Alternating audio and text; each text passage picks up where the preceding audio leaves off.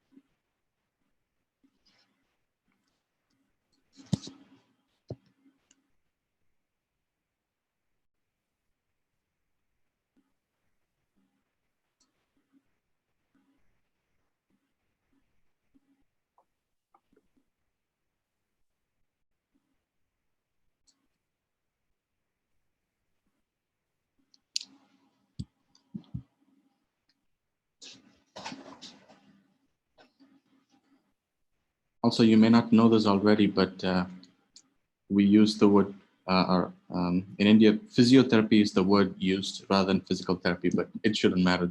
I'm sure they're aware of. Yes.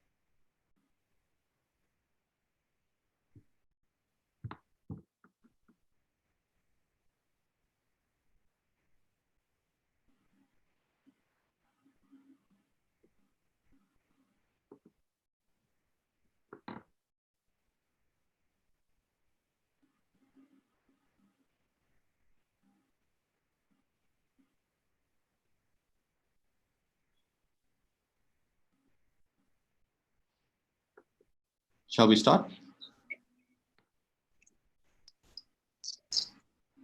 Yes, sir, we can start.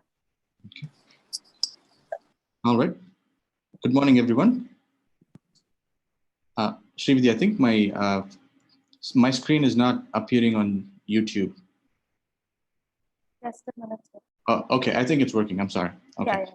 All right. Good morning, everyone. My name is Dr. Haresh Sampath Kumar. I'm one of the co-founders of JH Rehabilitation. I welcome you all for this day 3 of the webinar series on ICU rehabilitation as it is related to COVID-19. Today, the topic for today is physiotherapy considerations related to post ICU syndrome in patients with COVID-19. To give the talk, I would like to introduce our speaker, Ms. Teresa Trombetta. She's a senior physical therapist at Mount Sinai Hospital in New York City. She's been a licensed physical therapist since 2015. She's previously practiced in subacute and acute inpatient rehabilitation setting, working with a various population, such as orthopedic, cardiopulmonary, neurological, etc.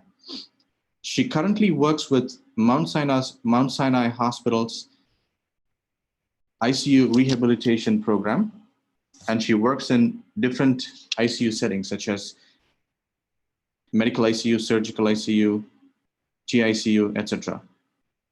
So without further ado, I would like to invite Ms. Teresa Trombetta to proceed with the talk. Hello, I am Teresa, as he said, and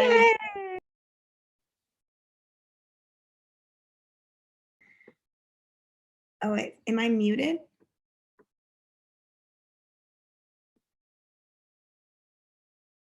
Can everyone hear me? Yeah, we can hear you. Okay, I got a note saying that I was muted. So I would just like to thank everyone who made this happen, and thank you for having me on your program today. So I'm going to be talking about PT considerations related to post ICU syndrome in patients with COVID-19. This was created by myself and my other colleagues, Kristen Koval, Jessica Malpelli, Linnell Shep, and Colleen Waxhold, and those are also other ICU therapists at Mount Sinai. Our objectives today is to describe the role of physical therapy and early mobilization in the ICUs, characterize clinical manifestations associated with PICS, discuss delirium and the effects on recovery and outcomes, identify long-term outcomes post-ICU stay, and specifically, we're going to be talking about our COVID patients, how it relates with PT. So this is just a picture of an ICU room at Sinai. The focus of the room is the bed. As you could see that there is a window in this ICU room. Typically, there may or may not be a window, so that could impact someone's orientation to time of day. Sometimes there's clocks and whiteboards. There may not be stuff like that. So mirrors, there's no toilets or bathrooms. The focus of the room is the patient and the bed. Typically the patient will be hearing lots of lines, which can impact ability to focus, or beeping, which can impact ability to focus. So it's just a general picture. Post-intensive care syndrome, or PICS, is defined as new or worsening impairments in one or more of the three categories. Obviously, PT does a huge part in the physical component. There's cognitive and there's mental health, which we are also addressing as well. So delirium in the ICU is a sign of acute brain dysfunction. It is characterized by acute cognitive changes, inattention, alterations in levels of consciousness. It happens in about 20 to 80% of ICU patients, and the onset is at 2 days, and it can last for about 4 days plus or minus 2. One study with 820 patients, 21 patients, found that 74% of those patients were delirious during their stay, and at their 1-year follow-up, 1/3 to 1/4 had cognitive scores compared to a moderate TBI and mild Alzheimer's. Evidence for early mobility in the ICU. So early is term best used for rehab that is immediately upon stabilization of the patient, and that can occur anywhere from 24 to 48 hours after ICU admission. In one study that took 103 patients over a 6-month course, took people into a control group, which is your PT initiated at 6 to 11 days, and then took a second group of people into their initiated PT within the first 48 hours of intubation. And what they found was that patients seen by the mobility team, the PT team, at 48 days versus the 6 days were out of bed 5 days earlier, 5 versus 11 days, had decreased ICU length of stay, 5.5 days versus 6.9 days, had decreased hospital length of stay from 11.2 days to 14.5 days, and at discharge, 64% of patients 65 or older were ambulating over 100 feet, and 74% of patients under 65 were ambulating more than 100 feet.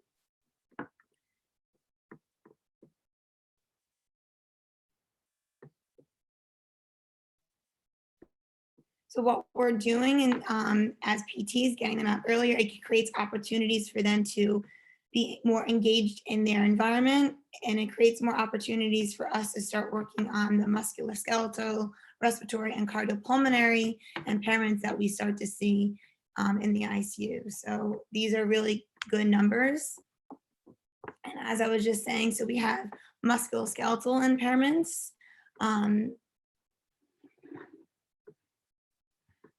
Patients may experience up to 40% of muscle atrophy within the first week of immobilization. And then everything is just, when patients are flat and supine, everything is just like a domino effect. You will have rapid bone demineralization, which can occur in skeletal muscle responds and changes to mechanical loading during bed rest, which is greater for bony reabsorption than bony formation. So you're having a greater bone reduction. In addition, you could have intensive care acquired weakness, ICU acquired weakness, which is not well understood, but what we do know is that it's multifactorial, and it causes structural and functional changes in the cranial and the central nervous system, peripheral nervous system, and myofibers. Some cardiopulmonary impairments we see is a reduced stroke volume. We could see a reduced stroke volume by 30% within the first month of bed rest, associated with an increased resting heart rate. We'll see signs of orthostatic intolerance that develop within the first 72 hours of immobility, and they could develop atelectasis and increased likelihood of pneumonia.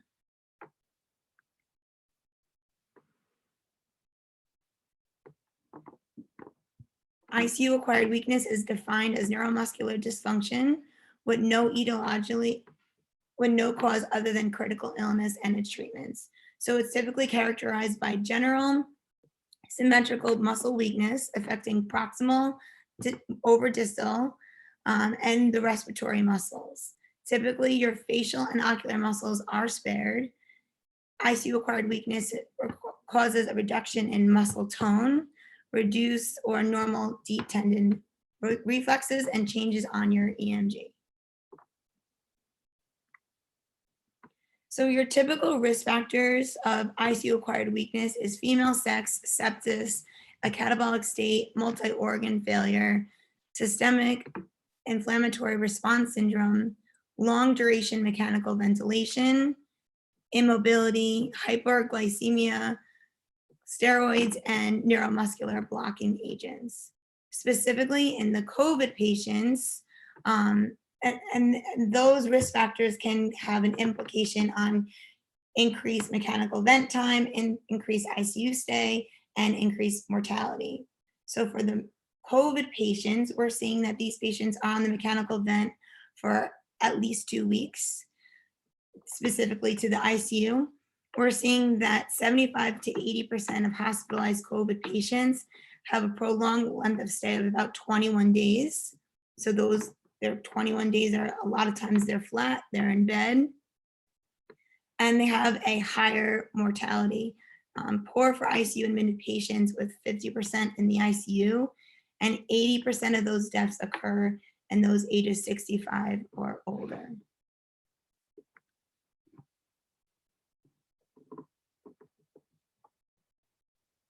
Mechanical ventilator-acquired weakness.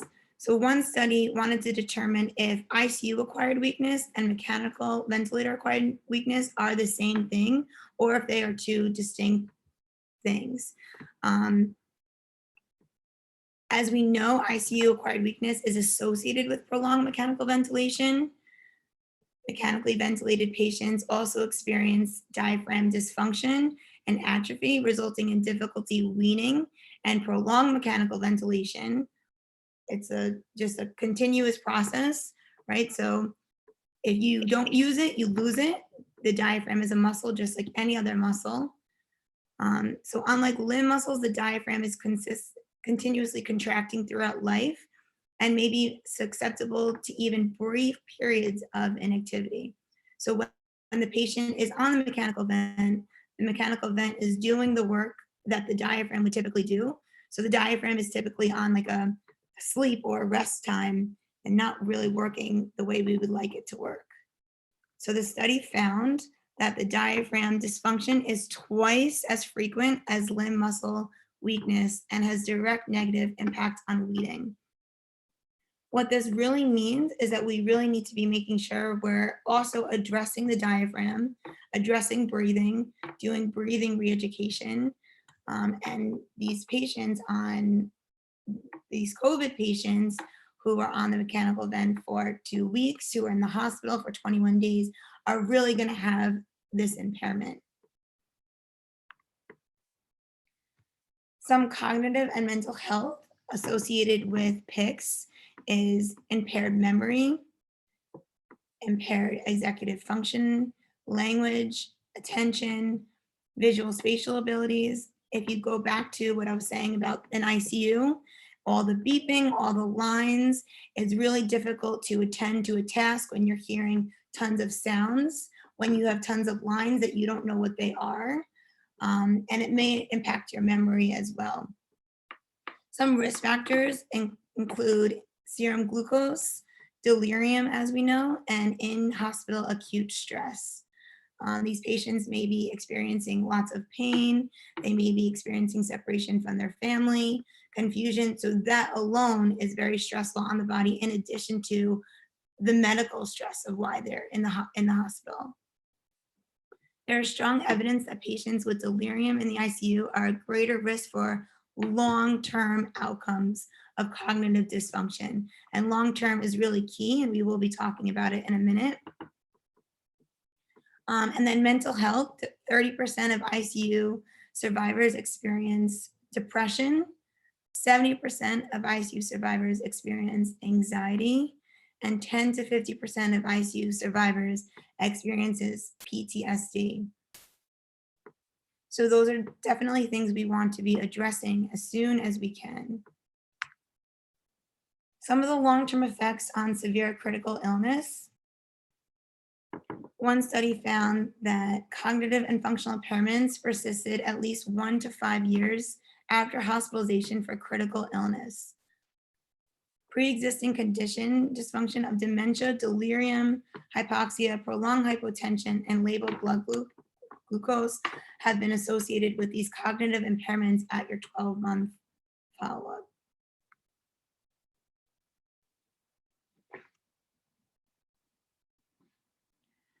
Some long-term effects of severe critical illness. Recovery and outcomes, a study found that 70% to 100% at hospital discharge had cognitive impairment. 46 to 80% at 1 year had cognitive impairments, and 20 to 47% at 2 years, and 20% at 5 years. And this is in our ARDS survivors. Another study found that on discharge, 100% of survivors exhibited cognitive and affective impairment. At 1 year follow-up, 78% of survivors had at least one of the following: impaired memory, attention, concentration, and decreased mental processing or speed. In this study found that Survivors of severe critical illness, prolonged mechanical ventilation had significant prolonged neuromuscular complications. In patients diagnosed with cinema, 655 of the 1,421, so 46%, were associated with prolonged ventilation, ICU stay, and hospital stay. And just to bring it back to the COVID patients, we know that the COVID patients are being ventilated for about 2 weeks. They have a hospital stay of about 21 days. So these patients are at high risk to experience these cognitive impairments, not only during the ICU, but also in our long-term follow-ups. Another study found that, ICU-acquired weakness independently was associated with an increased risk in ICU mortality and a decrease in physical functioning. This study found that there was an average of 18% loss of body weight in the ICU by time of discharge. Loss of lean muscle was replaced with fat. And for patients that are working, that have a physical job, 49% of ICU survivors return to work after 1 year. So if they don't have the muscle strength, a lot of them aren't able to return to work, in addition to maybe those cognitive impairments we were talking about before. 6% had arterial oxygen saturation, less than 88% during exercise. And that was from 3 to 12 months from ICU. In this study, at 3, 6, 12 months, and then 2, 3, and 5-year follow-ups, the 6-minute walk test was a 76 of predicted norm. 51% reported at least one episode of medically diagnosed depression and or anxiety. 77% returned to work, majority returned by 2 years. So that's really a long time. If you have an episode that you're in the ICU, a lot of them aren't getting back to work until 2 years. New or continued impairments, and patients reported feeling weaker than pre-ICU admission, as well as decreased exercise intolerance.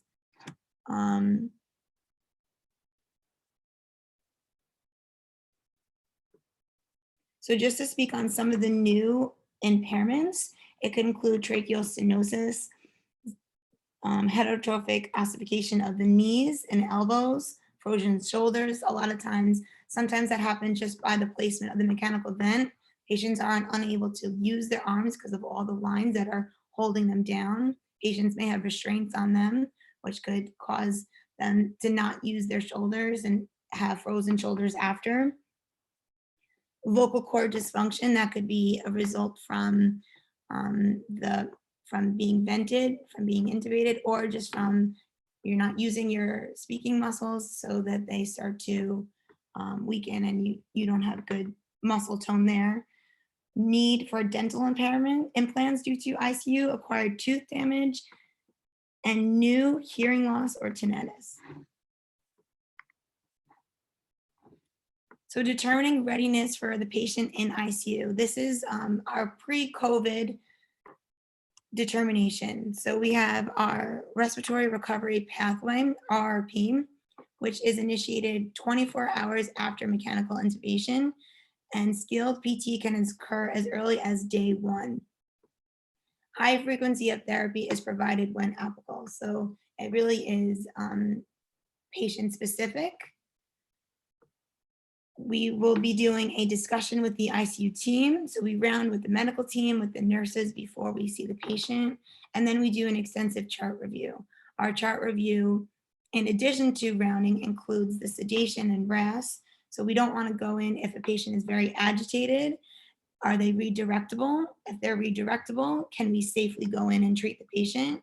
Or on the opposite side of the spectrum, is the patient very low aroused and they're not arousable to verbal commands, they're not arousable to physical cues, they're not attending to tasks, they're not following commands at all. Vent settings or FiO2 settings. So typically we see patients at about 60% FiO2. And then usually if we see people over than the 60% FiO2, it's definitely a conversation with the medical team. And then PEEP of 8.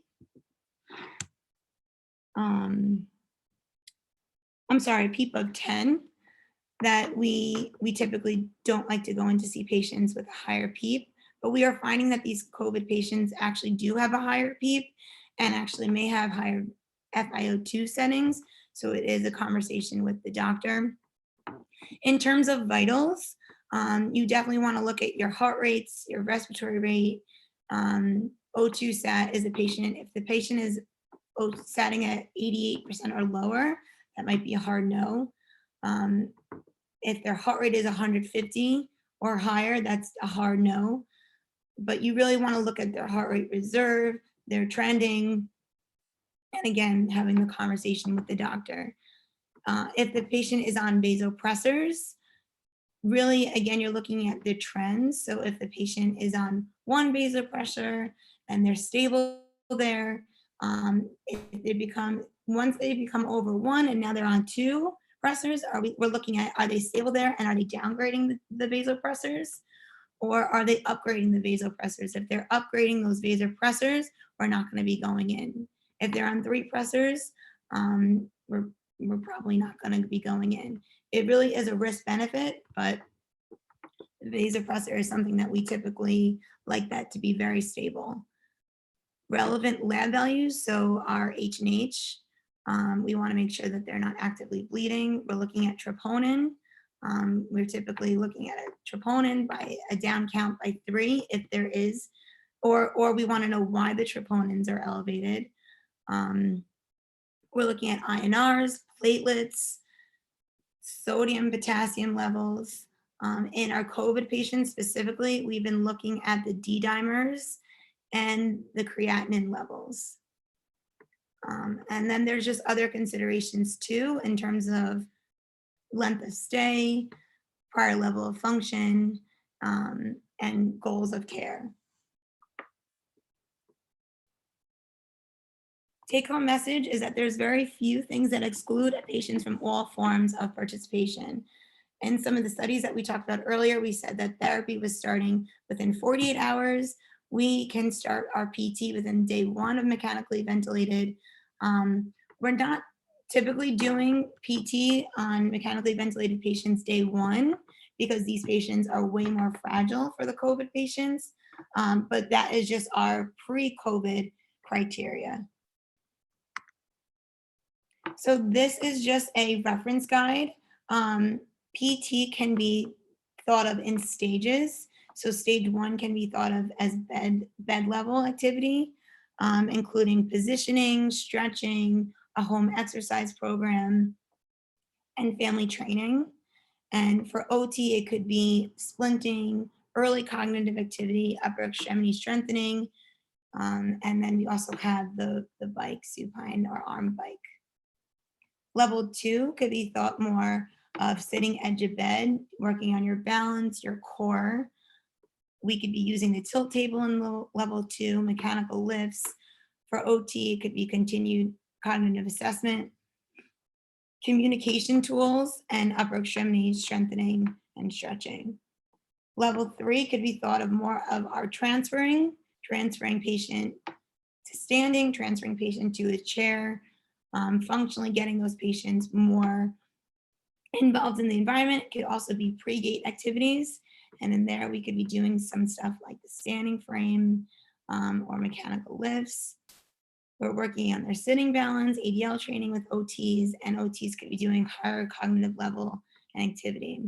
And then our stage 4 of this guide is really where we're initiating gait training, higher functioning. OTs could be doing functional ambulatory transfers. So this was created when we first started the early mobility program at Sinai. We have steered away from it a little bit, but it's really important just to know that PT does not have to be get the patient up and walking. There's so many aspects of PT and so many levels that if a patient is only able to tolerate bed level therapy, we have that whole stage 1 ready for them. Considerations for the COVID patient. So we are proning some of our COVID patients, and proning increases the ventilation perfusion, matching of the posterior lung fields. We do it at least for 12 to 18 hours, and you need an MD order anywhere from 12 hours, but for some facilities it's 24. So it's just facility dependent. We are recommending that the head is being turned every 2 hours, and the patients are typically in reverse Trendelenburg of 30 degrees. An indication for intolerance of prone would be a drop in O2 sat less than 88%, arrhythmia, and hypotension. Some complications of proning that are not necessarily immediate, but that we see the next week, the next 2 weeks, are brachial plexus injuries, foot drop, skin breakdown, shoulder subluxation. So PTs play a key role in proning just to make sure that the head is being turned, the arm are at positions to reduce risk of these further complications, to maintain the skin integrity. Some studies are showing, and any evidence that we have on here that is COVID specific, as we know, we are continuously getting more evidence, and this is still so new. So anything on here is as of what we have now, but we are seeing neurological complications in our COVID patients. The American Heart Association found that in China, 6% of those hospitalized for COVID went on to have a stroke, and 15% of those people present with severe neurological symptoms, including confusion, delirium, and coma. In another study, an online case series reporting 5 cases of large vessel strokes in COVID patients younger than 50 years old, which is key because we're seeing it's not just the elder population that is affected by this. Younger than 50 is pretty young. And then in addition to that, another study found that there is a correlation between COVID and GBS.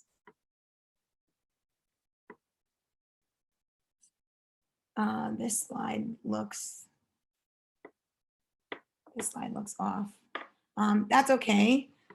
So I apologize, the slide is off, but once we're done, I could get you we can get you a new slide of this one. So sorry about that. So impairments associated with COVID patients are, as we have said, delirium and anxiety, which happens with most of our post ICU patients. As we said, there's no mirrors, right? There's no attention. They have decreased memory.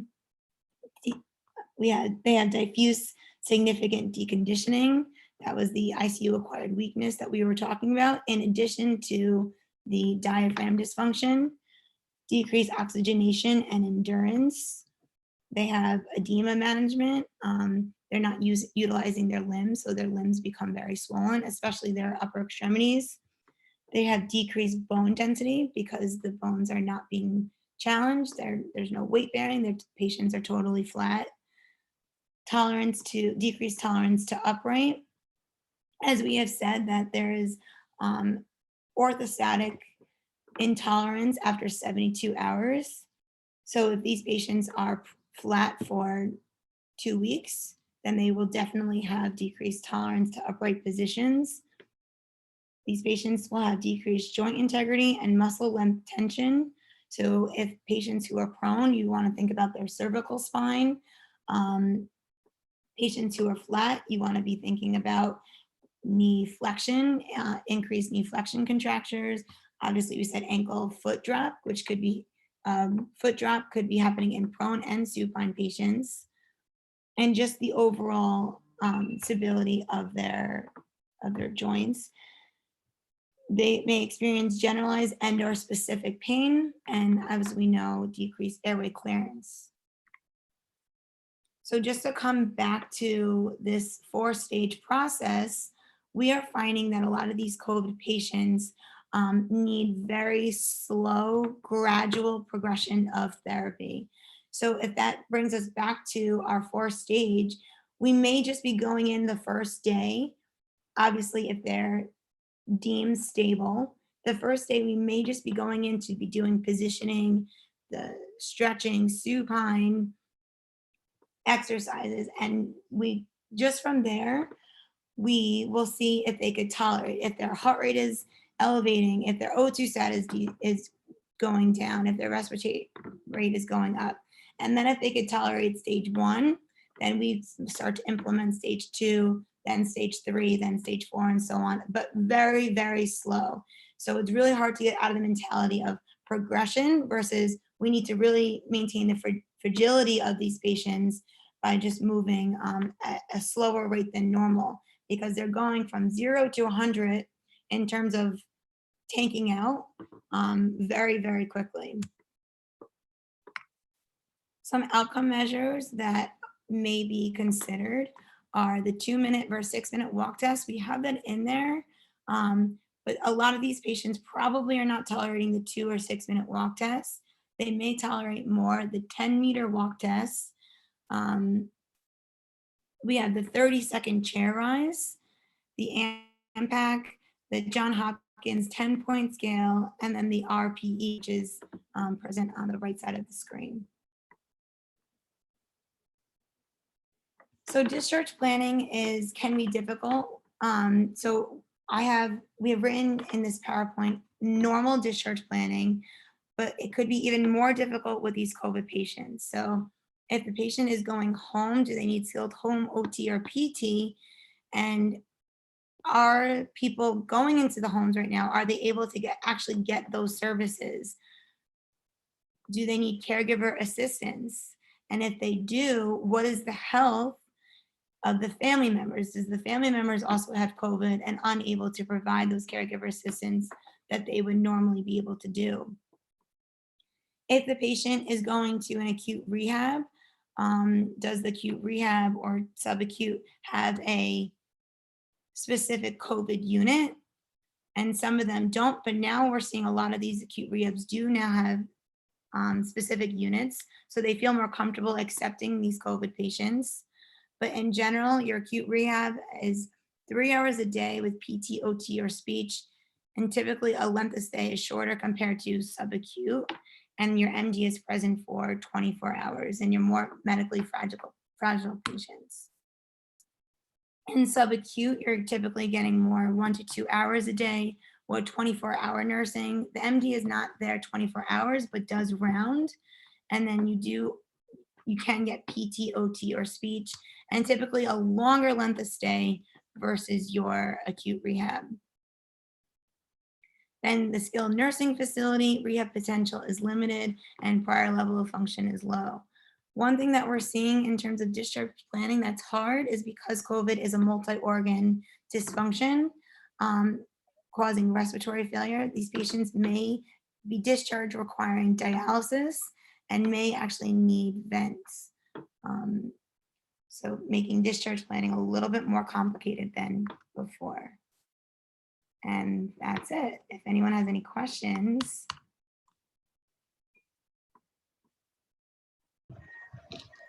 All right. Thank you, Ms. Trumbera. Teresa, can you stop sharing your screen? Can you click stop share screen? Yeah, perfect. All right. Can you all hear me okay? Yes, sir. Okay, wonderful. Thank you, Mr. Trumbera. Thank you for that wonderful talk. I just want to let everybody know, all the listeners, to ask questions on the YouTube chat, which is on your right side of your screen. And Dr. Jacob will be asking those questions to Ms. Trumbera. So again, thank you. And also there is I think a 2 or 3 minute delay between the Zoom software and YouTube. So we're going to have to give them a few minutes to, I guess, catch up and ask the questions.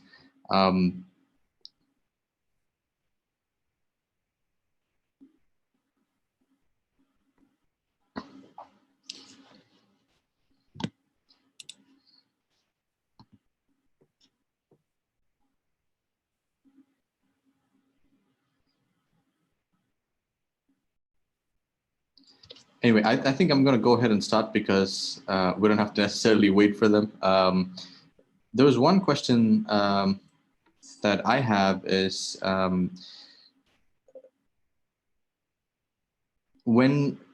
so we briefly touched upon protection that people must take when they are going into the room, take care of this patient.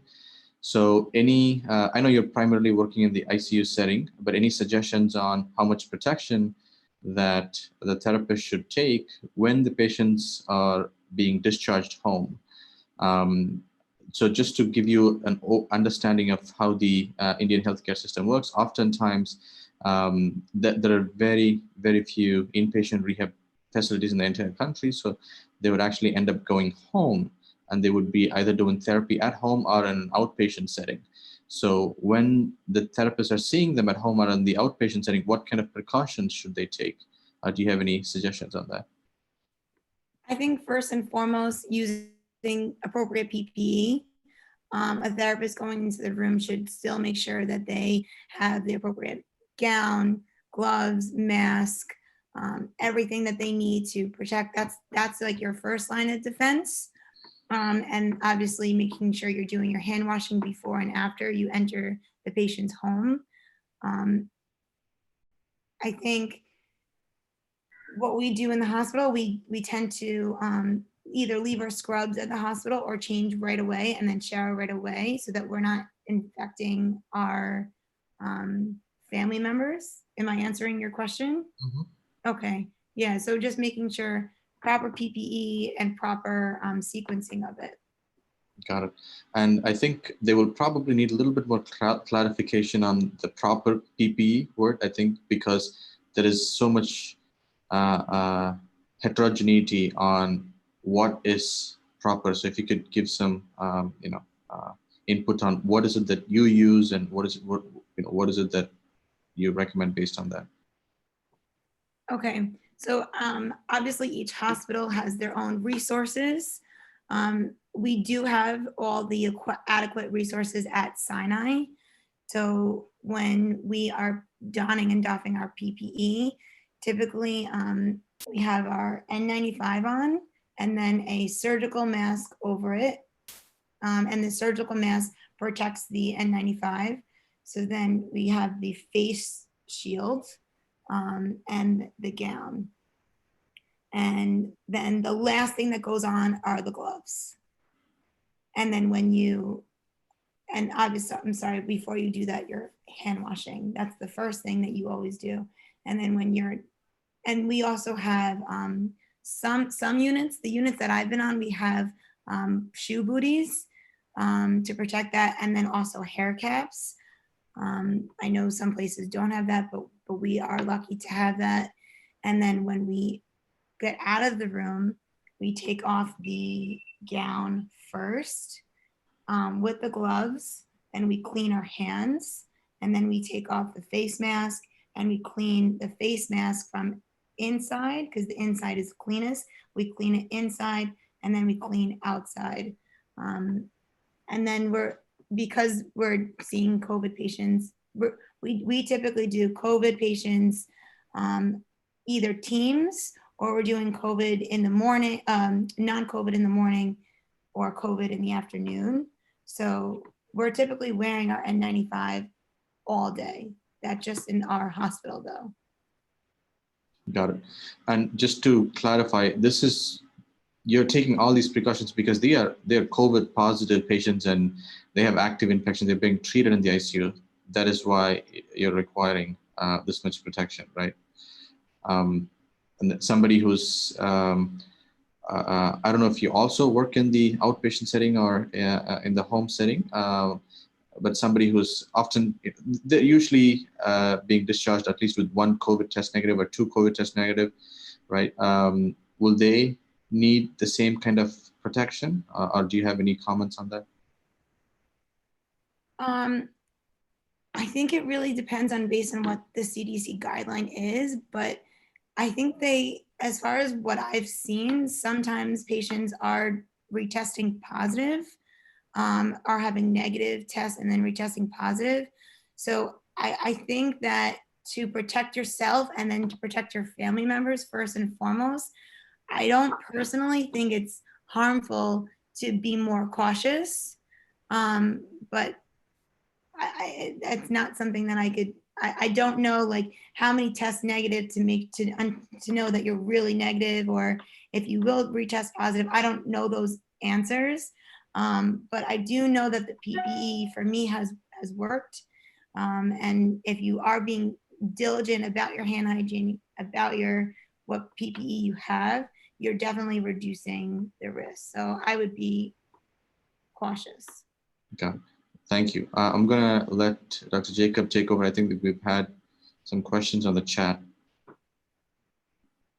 Thank you, Dr. Harish. So we have a participant with a question. Is there spirometer evidence in this rehab program? And if there is evidence, which stage of rehab would you implement it?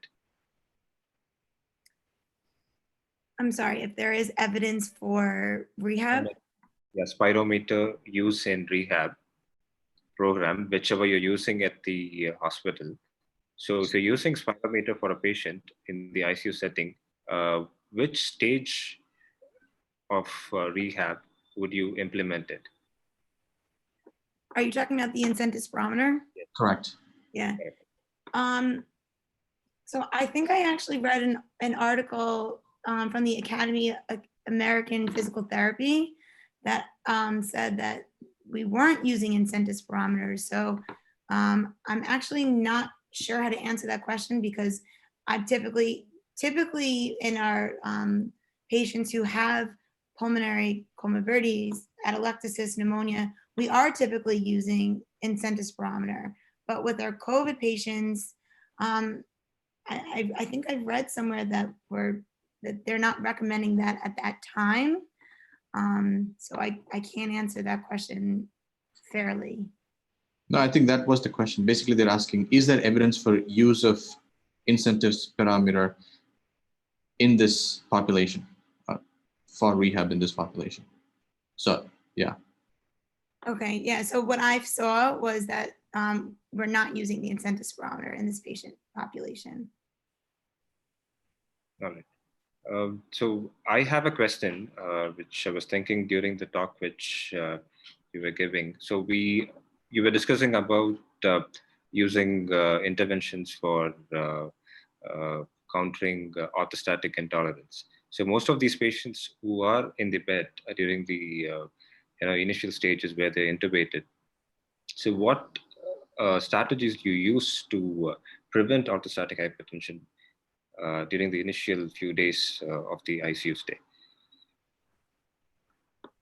So we don't necessarily, we may not be preventing orthostatic hypertension, but we may be addressing it.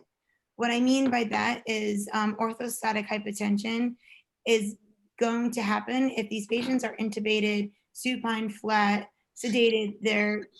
It is going to happen, but we are kind of addressing it. So some things we do is that gradual stage 4 that we were talking about. So starting with supine HEP, doing supine leg exercises, arm exercises first to see if the blood pressure, maybe we could rise the blood pressure a little bit or maintain the blood pressure before we go into some of our other stuff. Other things we could do is slowly gradual increase of head of bed elevation, or putting the patient into a chair or modified chair position from our hospital bed. I don't know if all hospitals have that ability, but we do. So those are some things that we could use to address it. And sometimes it could be, once we start to elevate the head of the bed, we could be increasing it for maybe 5 minutes. Maybe that's only the patient could tolerate for that day. And then the next day it's 20 minutes, then maybe 2 hours, and slowly increasing the time frame and the upright position. So then once they're head of bed up, they're in chair position from the bed, we can work on maybe sitting edge of bed or transfer training, right? Because then transfer training, they're going to be standing really upright, and then maybe progressing to our walking, because when someone's walking, they're obviously standing, they're upright, they're doing a lot more. All right. So we have another question, which says that does cognitive impairment affect acute rehab intervention? To repeat, does cognitive impairment affect acute rehab intervention? Okay. Yes, definitely. So acute rehab. So if you're saying acute rehab, are you saying ICU or are you talking about? That's what they mean. Okay. I mean, it's going to affect it down the line anyway, whether it's ICU, acute rehab, home, or outpatient. Cognitive impairment definitely will. If we're asking someone to move and cognitively they don't have the motor planning skills to do that, they don't know how to initiate the movement, they don't know how to maintain the movement, those are definitely going to affect your functional mobility. If you're asking someone to do something and they're not attending to the task, maybe they're externally distracted with people walking by or the beeping, or maybe they're externally distracted by a cell phone ringing, your session may take longer, requiring max cues, max time. And in addition, you may need to be more creative in your treatment. So for the example of someone walking by, you might be closing the curtain. You might be shutting off cell phone. You might just decreasing stimulus. But there's tons of examples how cognitive impairment for safety awareness, for discharge planning, if someone doesn't know enough to call 911 if they're in trouble, are they safe to go home, right? So it definitely does.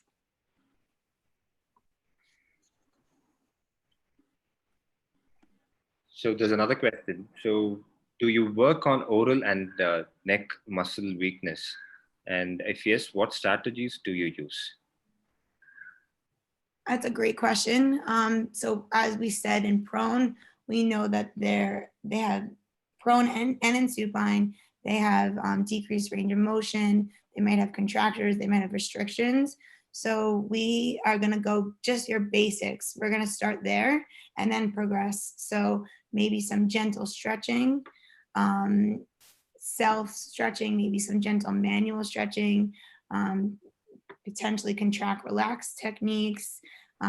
Even just sometimes it's just starting at the eyes, because their eyes might be gazed in one way because they've been in this position for so long that just initiating from their eyes first, then their head, using, if it's more of a difficulty or if an attention, we might use verbal or physical cues to get them to attend to that other side. Sometimes like with the mechanical vent, even in supine, like their neck is towards the vent. So that whole other side is not getting any stimulation, right? So they just might have to even be forgetting how to use it. Sometimes when we're sitting edge of bed, we see that they're so weak, they have so much decreased tone that their neck comes down.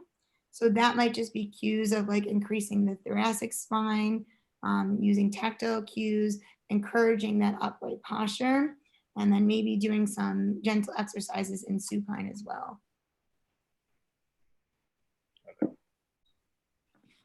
So another question. For COVID patients, do you focus more on physical and limb therapy than chest therapy to prevent aerosol spread?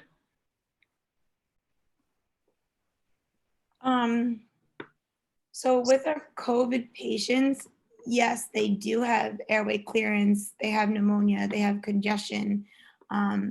However, I haven't personally been doing much chest physical therapy. I've been focusing more on like postural drainage, using mobility to encourage airway clearance. You're right, it's such a fine line between the risk benefit, and if we're increasing the aerosol procedures, are we putting ourselves at more risk? So that's really big with all like the PT research, that like we want to be those heroes and we want to do everything we can, but we also have to make sure that we are protecting ourselves and family member. So for me, I'm not doing chest PT on these patients.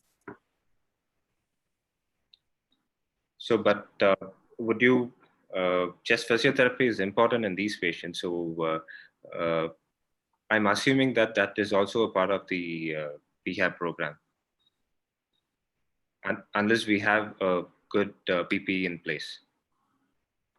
Yeah, so I mean, you can consider in terms of, as I said, postural drainage, breathing with reaching, using your breath with your arms to encourage more of a chest expansion.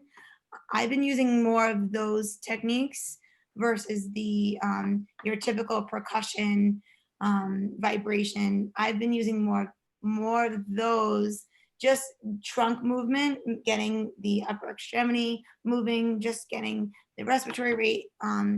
We don't want to elevate it too much, but encouraging a little bit, just to encourage that expansion of the chest.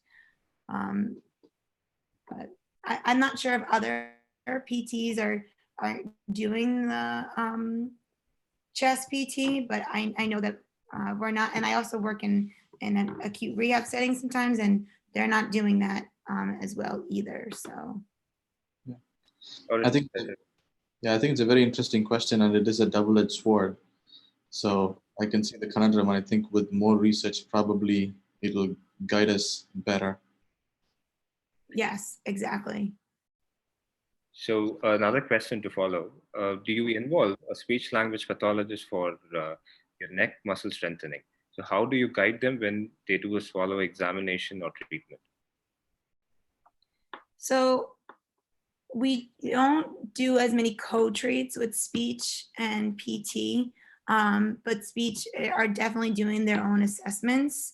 But it is a valid point that if their neck, if they're rotated and they're contracted and they have muscle length restrictions, and the speech therapist is trying to do a swallow test, they might have barriers just because they're not in a neutral spine. So that's actually something to consider for the future maybe, but not something that we're currently doing. So the other question, which just says that, like, what type of respiratory management you give to COVID-19 patients? So you had mentioned you do postural training. So this participant is asking what type of other respiratory managements you give for COVID-19 patients. I suppose the question is basically, what are some of the safe strategies that you can use other than the postural drainage, I suppose? I think education is key. Diaphragmatic breathing and re-education. Most patients don't even know what their diaphragm is or does. So just starting there, and diaphragmatic breathing could go from supine, hook lying, to sitting edge of bed. Using pacing strategies, that's really key in this patient population. Using targeting rest breaks. Sometimes, like, I will set a timer. If I know it takes someone a certain amount of time to recover, I'll set a timer for double that time, just to make sure that they're okay to move on before we move on to the next thing and they're then desatting or compromised. Using techniques like active cycles of breathing is really helpful. And then just pursed-lip breathing is helpful as well. I actually have a quick follow. I know we have a couple more questions, but I'm going to ask a quick follow-up question on this. Do you think it probably makes sense? Because we often talk about the 6 feet of distancing, the reason being it's often spread through droplet infection, aerosol as well, but not as common. So if, I don't know, let's say we stand 10 feet apart and then just show the patients, because oftentimes with these respiratory exercises, you can show the patients these exercises. If there's some kind of videos that we can make them watch, and then they can keep doing them. So the whole point is we don't want to expose ourselves while they're doing this, because the virus might be spreading. So would you suggest something of that nature as well? Does that make sense? Oh, definitely. And telehealth is really being pushed right now. So I think if we're doing education, we don't really need to be in the room. We don't need to expose ourselves. We don't need to put ourselves at risk. We could do that in a video like this where you could easily properly educate someone, provide energy conservation techniques, pacing, even diaphragmatic breathing. We could definitely do all of those, breathing with reaching activities. We could do all of those from the safety of 6 feet, 10 feet, or even our home. And that's actually really key for maybe some of your, some of the people in India who are going, they may not need to go into the home if they could provide those services, or your outpatient services. Obviously, physical therapy, it's very hands-on, and we need to assist with mobility. So when we have to be there, we have to be there. But if we don't have to be there, let's use those other techniques. Makes sense. So, Mr. Rasa, we have a question.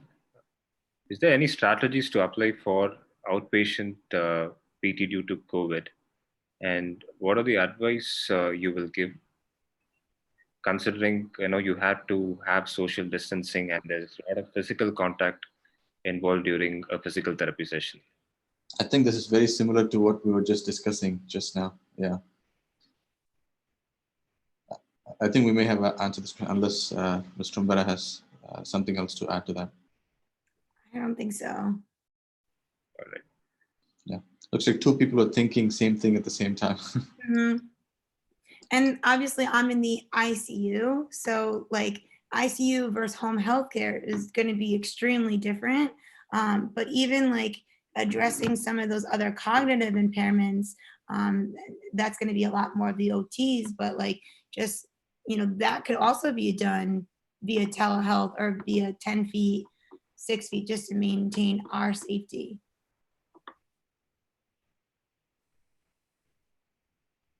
So we have another question from another participant who's asking, what is the percentage of weaning happening from ventilator in COVID patients? It's a great question. So we're not seeing our typical protocol. The question is how the patients are being weaned, right? What percentage? Yeah. So, yeah, we're not seeing our typical progression. Typically, you see someone on the mechanical vent, and they're typically at a higher FiO2, maybe a higher PEEP, and then the FiO2 is slowly downgraded, and then the PEEP is slowly groundated, and then they may do spontaneous breathing trials with the patient on a very minimal vent setting, and then so that is the same. And then from there is where it gets a little bit complicated, and I'm not the doctor, so this is more just what I've seen. But sometimes they'll go from the vent to the high flow nasal cannula or a non-rebreather. So it's, and then they'll downgrade the FiO2 on the high flow or the liter flow on the high flow. So, and then from there, you typically should be going to nasal cannula and then room air, but we've kind of seen a lot of combination of things.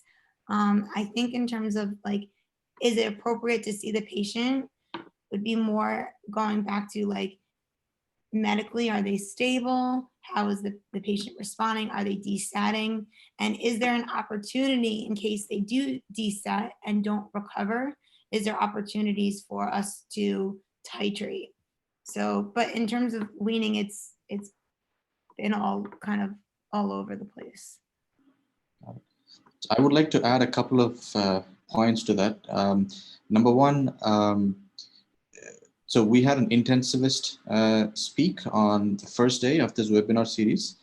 So certainly, if the audience want to learn more about vent weaning and what strategies, what percentage of patients do need to be on vent, all those information is part of that talk. So they can just go to the YouTube channel and look at day one of the talk, and they should be able to get all this information that they're looking for. And the second thing that, if I remember correctly, the intensivist was saying that the thought used to be that, we all saw this in the news as well. Oh, we're going to need a lot of ventilators. And then later, as more and more research and anecdotal evidence came about, they found out that the measure that they use to know whether or not somebody needs to put on a vent is not the actual measure that they should be using for a COVID patient. And normally, even if it's so low, I believe it was PAC, I think it was PaCO2. Even if it's for COVID patients, it's extremely low, but oftentimes, despite the fact that it's extremely low, they're not decompensating like somebody who has ARDS because of something else. And they often don't need to be on ventilator and can be managed with high flow nasal cannula oxygen. I remember I remember hearing from the intensivist talk. Anyway, but I think if they listen to that talk, they will be able to get more information. Yeah, that sounds like that would be a way better resource for that than me. So we have one last question. It's again about chest therapy. So the participant is asking about the chest physical therapy strategies in a situation where the patient is tracheostomized, especially in a non-COVID situation. And there's a lot of hindrance to use any device to aid in chest physiotherapy on patients with tracheostomy in general. So could you elaborate more on that? I think I'm confused because as I said before, I really haven't been using chest PT techniques on these patients, despite it being a pulmonary, having a lot of pulmonary impairments. No, I think the person wants to, they had said specifically non-COVID. Or So non-COVID. it's going a little bit off topic, but somewhat related. In non-COVID patients, tracheostomy patients, what strategies do you recommend? I think they've also said they realize lots of hindrance to use any device to aid in chest therapy on patients with tracheostomy in general. I don't know if that statement is accurate. What are your thoughts? On someone who's non-COVID, I feel very comfortable doing chest PT on patients who are trached. If they need it, if they have congestion, if they have decreased airway clearance, I have no concerns unless there's other contraindications. I typically have no concerns with someone who just has a trach. If anything, if they have a trach, they may need chest PT, but these are non-COVID patients. I guess they were wondering, they're saying that they find that there's a lot of hindrance in doing chest therapy for those patients. They had not mentioned exactly what, but is that accurate? Is that true that you feel that there is some hindrance in patients who are tracheostomized to do chest therapy? I haven't, no. But Just like a regular non-tracheostomy patient, you'll do chest therapy, right? There is no difference. Yeah. I actually, it's encouraged as long as the patient can tolerate it, and yeah, I'm typically doing chest PT on someone who has a trach. So I think we have come to an end of the presentation, and thank you, Ms. Teresa, for your wonderful presentation and also patiently answering to all the questions. And I think there are a few more questions which we would be answering, or like we would give it to you in a mail, and then maybe you could answer it later, and then we could post it back. So once again, thank you so much for being with us today. It was a wonderful presentation. Thank you. Thank you, Mr. Mbera. We really appreciate it. Thank you. And thank you, everybody who participated in the talk today. Tomorrow is day 4 of our presentation. So we have 2 speech-language pathologists from Mount Sinai Hospital who would be doing the presentation. And the topic for tomorrow is overview of speech, swallow, and cognitive impairments noted in post ICU syndrome and strategies used for treatment. So the speakers are Beth Krause and Dana. I don't want to butcher her middle name, Spivak, David. So these are the speakers for tomorrow, and we will see you tomorrow at 5 p.m. Thank you.